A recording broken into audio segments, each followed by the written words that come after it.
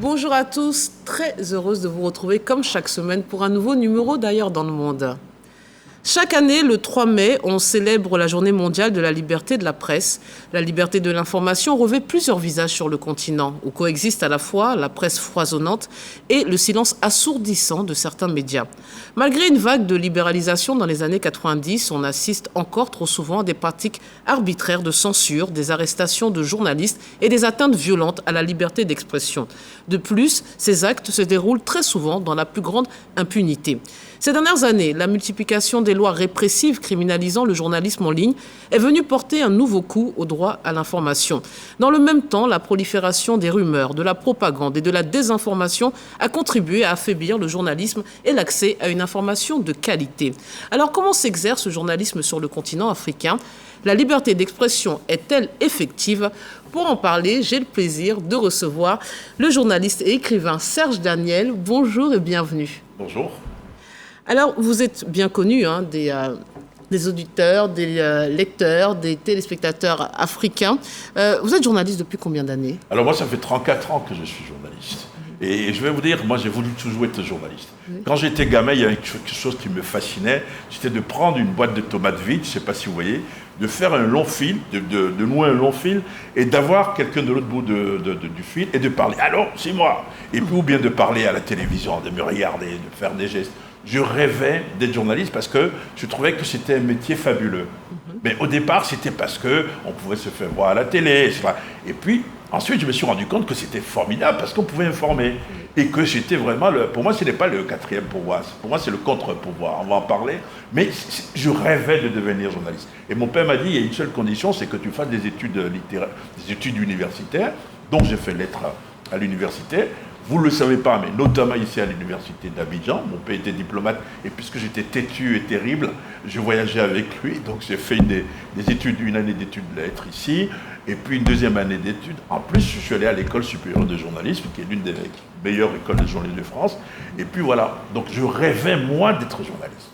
De devenir journaliste. Mais c'est drôle, vous nous dites que ce n'est pas le quatrième pouvoir, pourtant c'est comme ça qu'on nous qualifie régulièrement. Pour vous, quel est le rôle du journaliste dans la société ? Non, ce n'est pas un quatrième pouvoir, c'est un contre-pouvoir. Vous avez l'exécutif, vous avez le judiciaire, vous avez le législatif également. On ne va pas dire que c'est un pouvoir, parce qu'un pouvoir, il y a des normes, président d'une institution, il faut venir en conseil de ministre, il faut porter des robes pour les avocats, mais le journaliste, c'est l'esprit libre. Mais c'est plutôt pour moi, la conception que j'ai de ce métier, c'est que c'est un contre-pouvoir. Nous sommes là pour informer de ce qui est. Ça peut faire plaisir ou pas, c'est ce qui est différent de l'information, de la communication, parce que vous savez que la communication arrange et l'information dérange. C'est vrai. Et nous dérangeons. Et on parle surtout des trains qui ne viennent pas à l'heure. Et ça n'arrange pas tout le monde. Je suis d'accord. Il faut aller un peu plus loin. C'est-à-dire qu'il y en a marre, permettez l'expression, de ce journalisme qui dit oui, voilà, parce que le bus a fait un accident à Niamey, il faut en parler, alors qu'on ne va pas parler du bus qui quitte par exemple Treichville pour aller à Bassam tous les jours sans problème.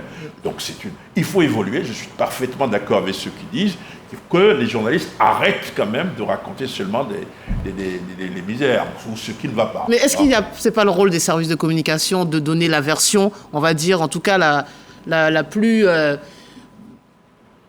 sympathique de l'affaire ? Mon sentiment, c'est qu'il faut communiquer, mais surtout informer.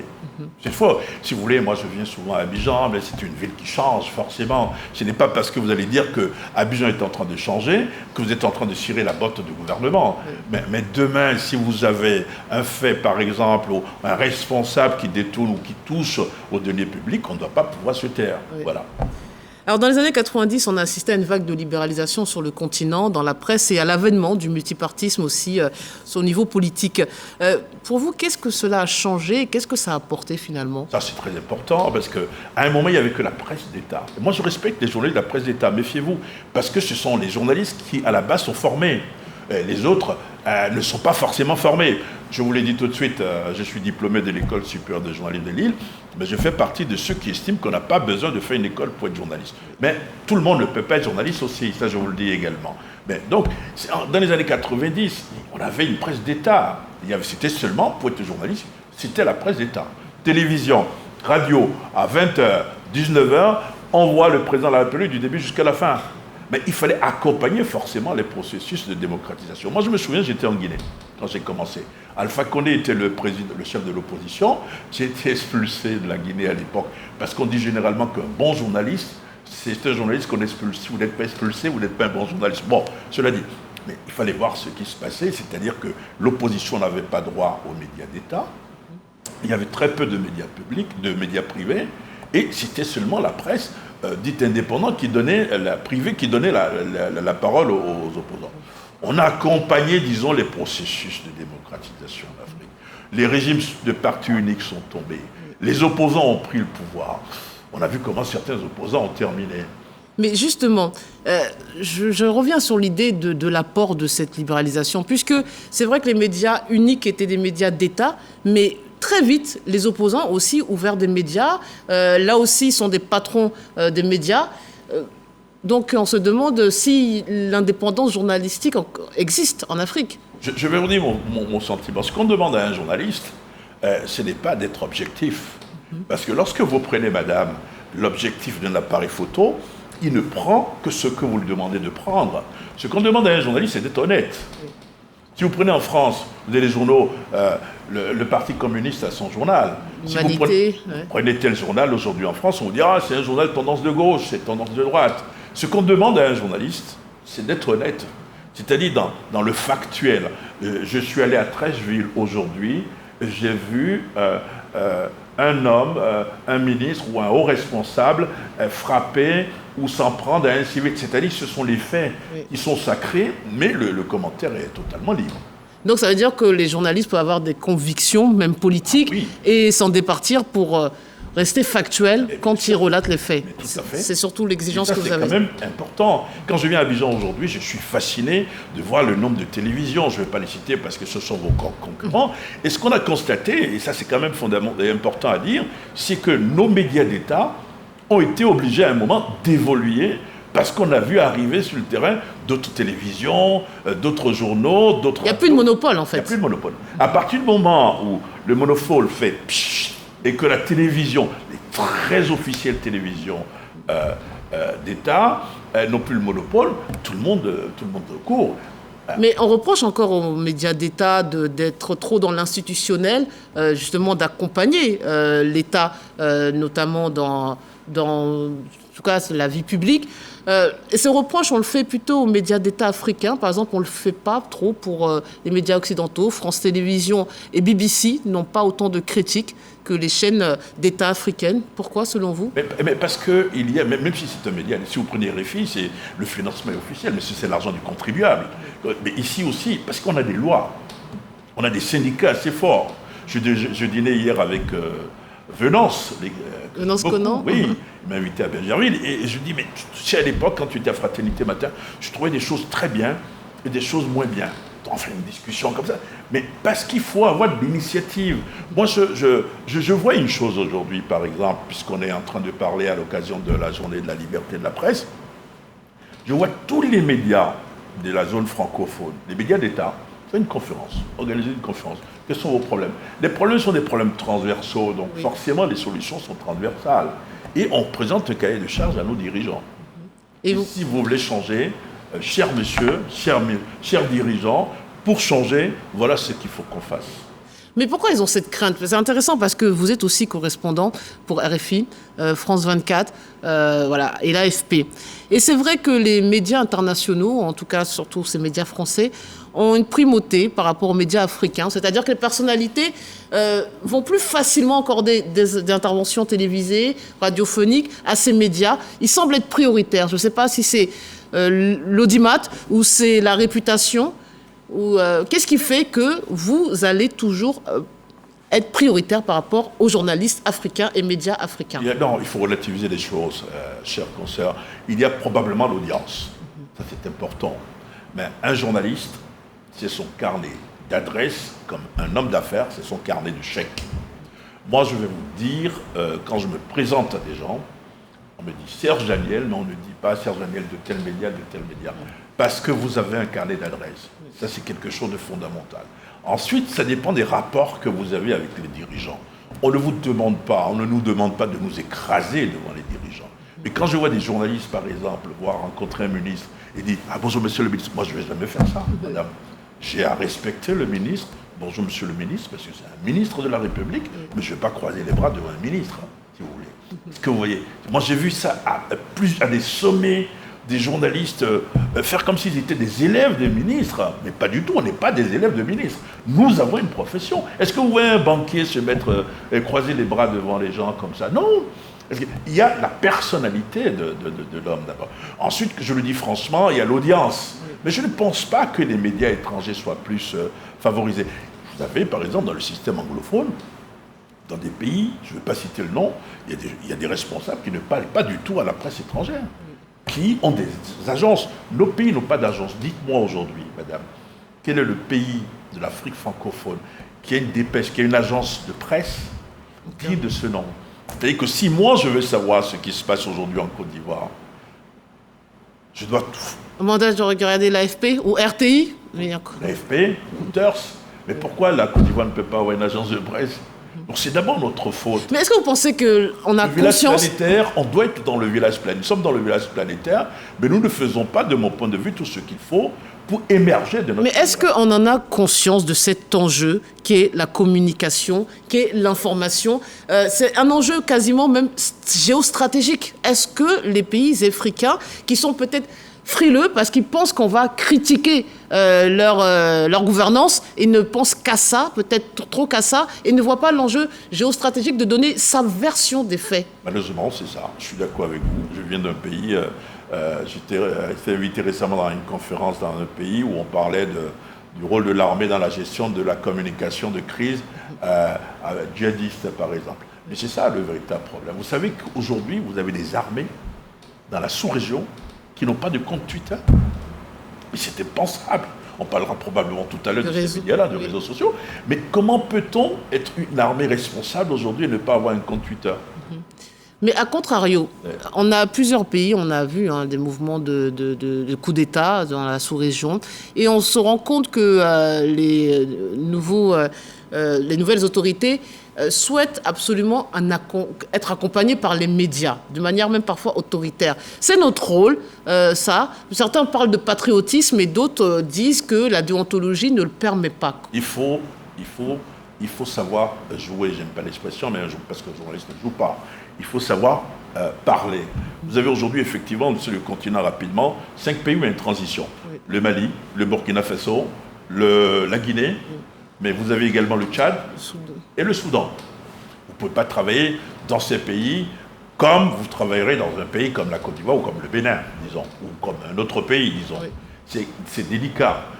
Il faut tourner cette fois sa langue dans la bouche avant de parler, mais on peut tout dire. On peut tout dire, c'est la manière. Vous avez un nationalisme ombrageux qui veut qu'on ne dise pas ce qu'on voit, mais ça évolue. Prenez le cas du Burkina Faso, un pays que j'aime beaucoup. Vous savez que malheureusement, dans une localité, on a vu des hommes habillés en tenue militaire venir tuer des civils, mais ce sont des tenues de l'armée régulière. Ce n'est pas parce que ce sont des tenues de l'armée régulière que ce sont des militaires de l'armée régulière. Oui. Mais ce n'est pas parce que ce sont des tenues de l'armée régulière que ce ne sont pas des militaires de l'armée régulière. Oui. Le débat a commencé il y a 4 jours. Un journal a sorti, des ressortissants ont fait un communiqué, et c'est monté aujourd'hui, donc une fusée désormais à 3 étages, où le gouvernement du Burkina a rendu public un communiqué pour condamner fermement ce qui s'est passé et se poser des questions. Un peu comme si le gouvernement du Burkina comprenait que ce qui s'est passé est grave. Donc on peut tout dire dans une dictature. On peut tout dire, mais c'est la manière.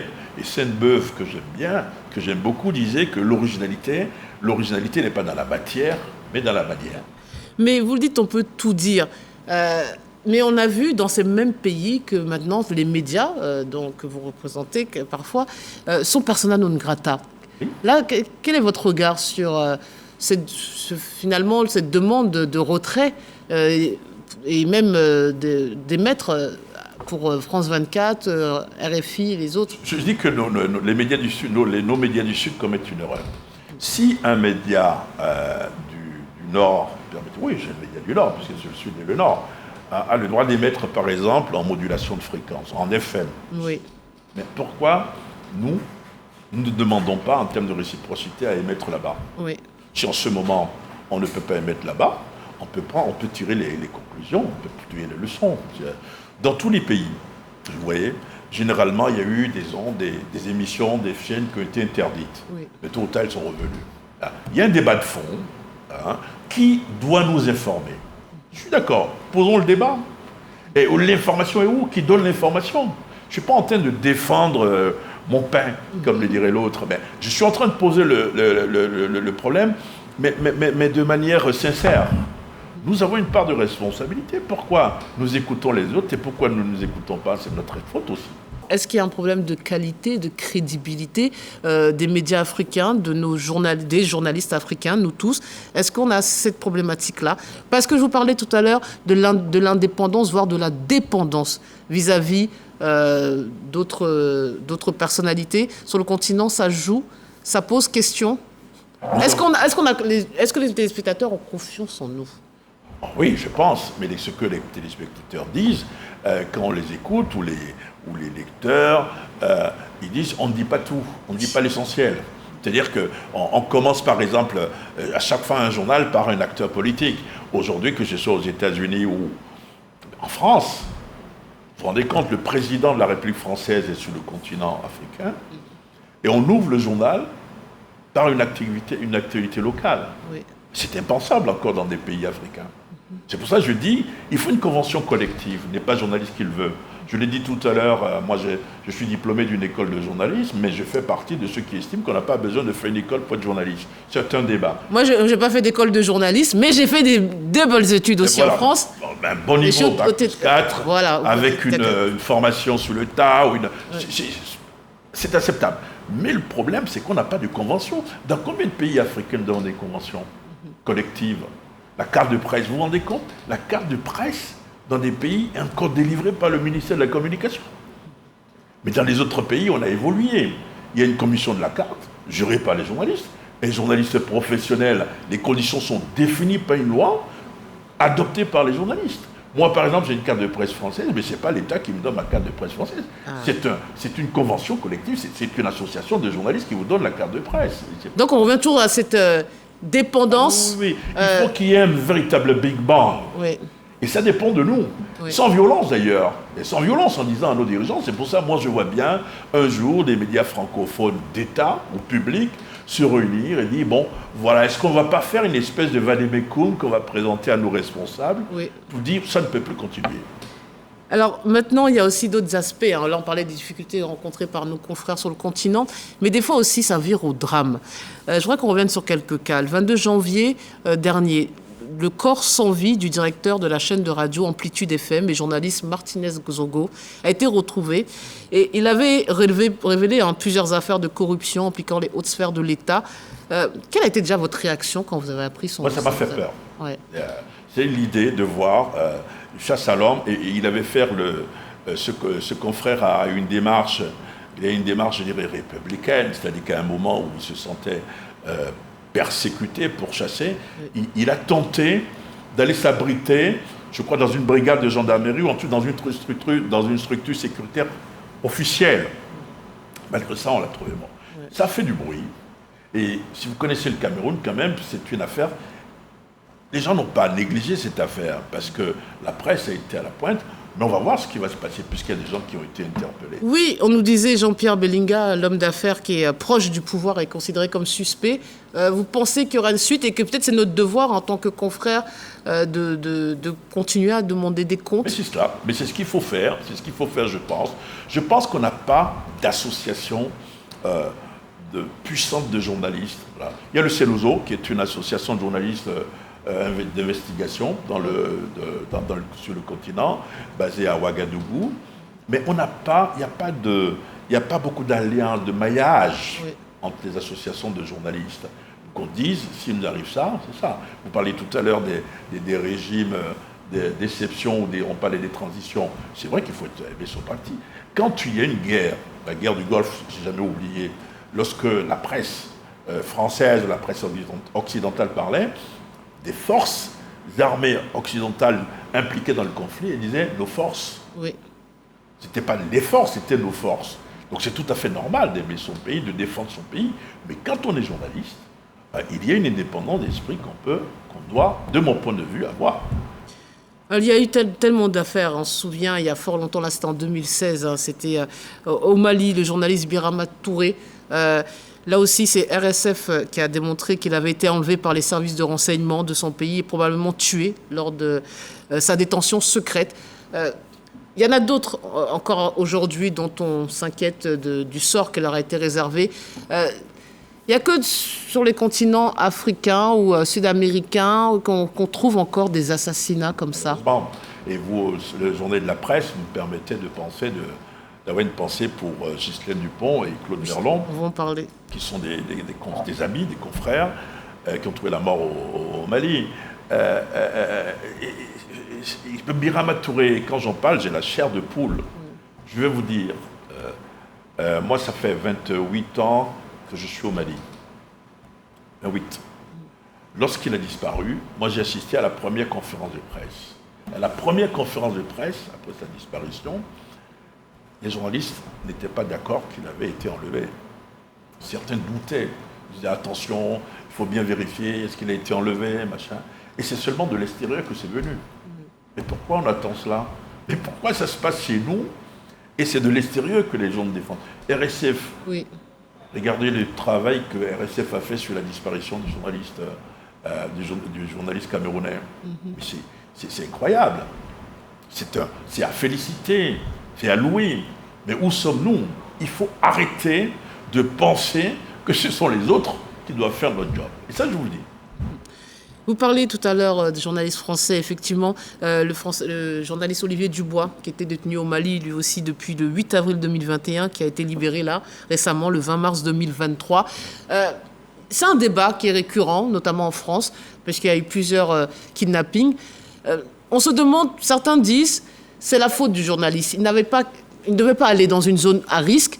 D'autres disent, il doit faire son travail. Quel est votre regard? Est-ce qu'on doit s'interdire d'aller dans certains lieux qui sont risqués? D'abord, il faut saluer son courage. Tout à fait. Il a fait quelque chose que moi, je ne pouvais plus faire. Pourtant, moi, je prenais une voiture à Bamako et je me retrouvais à 2000 km, c'est-à-dire à la frontière algérienne, à un moment. Mais on peut plus travailler dans le Sahel, librement. Ce n'est pas possible. On ne peut plus travailler. Ça nous ramène aux sources d'information. On ne peut plus travailler parce que l'insécurité est permanente. Oui. Vous allez de telle localité à telle localité, vous ne savez pas ce qui va vous arriver. Alors, moi, je suis plutôt partisan de la très grande prudence. Parce qu'on finit toujours par savoir ce qui se passe. Mais un journaliste un journaliste utile à la société, c'est un journaliste qui vit. Oui. Si un journaliste peut donner sa vie, mais il vaut mieux vivre. On s'informe toujours. Donc, je suis partisan de ceux qui estiment qu'il ne faut pas prendre trop de risques. Oui. Donc, encore beaucoup de prudence à vous écouter. Oui. Je le disais tout à l'heure, la qualité des journalistes. Effectivement, maintenant, on a un concurrent de taille. Ce sont les réseaux sociaux. Quel est votre regard sur l'impact des réseaux sociaux dans le traitement de l'information? Non, les réseaux sociaux ne sont pas des journalistes. On les appelle par exemple dans les pays des vidéomans. Et la différence entre les vidéomans et nous, c'est que lorsqu'un vidéoman veut donner une information, lorsqu'il veut interroger quand même quelqu'un comme ça, un vidéoman, il se filme. Il se filme avec la personne. Oui. Vous voyez le vidéoman, alors qu'un journaliste tend son micro. Oui. C'est pas la même chose. En plus, il n'y a pas de déontologie. Les réseaux sociaux sont des égouts. Ça, c'est un mot de Roselyne Bachelot que j'aime bien. Ancienne ministre française de la Culture, qui est une femme cultivée, qui écrit plein de bouquins. Elle dit les réseaux sociaux sont des égouts. On a besoin des égouts. Sans les égouts, on ne peut pas vivre. Le problème, c'est d'arriver à un moment à mener des patrouilles sur les réseaux sociaux, à normaliser les choses, à imposer des règles, comme la police organise des patrouilles dans la ville. Oui. Sinon, ça se décrédibilise de plus en plus. Les réseaux sociaux, c'est utile, c'est nécessaire, mais il faut forcément des règles. S'il n'y a pas de règles, ça ne va pas fonctionner. Il faut s'en méfier. Oui, il faut. Parce qu'on a l'impression on reproche aux journalistes d'instrumentaliser les masses, on reproche des fois d'être à caisse de résonance de l'État ou de tel parti politique. les réseaux sociaux aussi, il y a une guerre d'influence. Hein. Ben oui, parce que c'est la guerre informationnelle. Vous voyez par exemple sur les réseaux sociaux de faux comptes. Moi je pense d'ailleurs que dans des pays, il y a plus de faux comptes que de vrais comptes. Ouais. Et c'est ça le véritable problème. S'il n'y a pas de loi contre la cybercriminalité, on peut créer ces lois, mais il faut quand même les respecter, les appliquer. C'est ça le véritable problème. Sinon, les réseaux sociaux aujourd'hui sont inévitables. C'est inévitable. Mais les réseaux sociaux ne font pas la révolution non plus, madame. Si vous, de ces studios, vous annoncez une information, je ne vais pas donner un exemple, on va vous croire 2 fois plus ou 10 fois plus que si ce sont les réseaux sociaux. C'est pour ça que vous voyez sur des posts des informations qui sont données, et à la fin, qu'est-ce qu'on met? À vérifier. Oui. Et lorsque vous parlez à quelqu'un sur un réseau virtuel, vous ne savez même pas s'il existe. Vous avez une personne qui crée 10 comptes, 20 comptes. C'est vrai. Donc oui, les réseaux sociaux, c'est utile, mais il faut forcément, de mon point de vue, pouvoir un jour installer les règles, les respecter. Il ne s'agit pas seulement de créer les structures, si vous voulez, en disant non, on va lutter contre les fausses informations sur les réseaux sociaux, etc., mais les appliquer. Mais justement, cette prolifération des fake news, vraiment sur tous les sujets, dans tous les domaines, même là, avant que démarre l'émission, quelqu'un me disait, avoir vu sur les réseaux l'annonce du décès d'une star, ce n'est pas vrai. Voilà.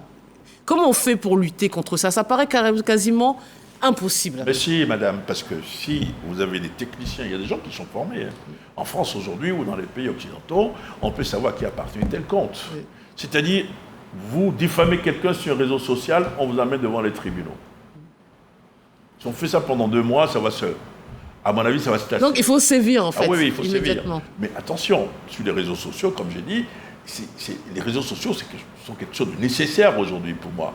Il y a des débats dans des groupes, WhatsApp, des débats très intéressants, dans des réseaux, vous apprenez des choses, vous voyez des livres, on met des livres à disposition. Donc, je ne veux pas dire qu'il faut supprimer les réseaux sociaux. Non, c'est quelque chose de très utile, mais il faut forcément des règles.